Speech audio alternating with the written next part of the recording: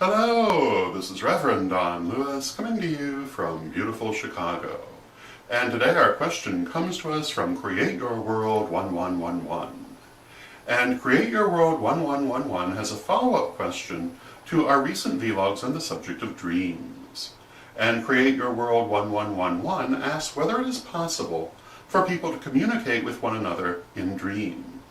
And my answer to this is yes, I believe it's absolutely possible, and I also believe that it's a rather frequent occurrence.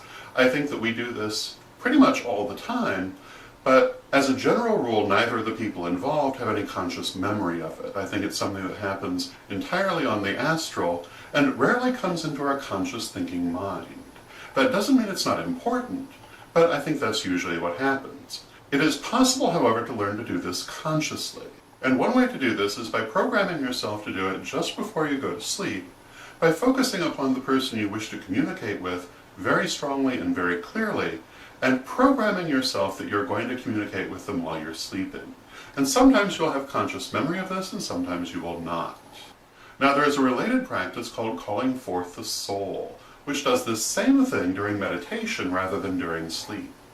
And in calling forth the soul, which I believe we talk about in the degree books, what you do is you invoke the higher self of the person during meditation or during ritual, and then you imagine them there with you, just as if you're having an ordinary conversation, and you have the communication that you wish to have, but you have it with their higher self rather than their conscious self. Now, as a general rule, they're not going to be consciously aware of this, but there will be some exceptions to that, but it can be a very powerful technique. So I hope that answers your question, and until next time, may you blessed be.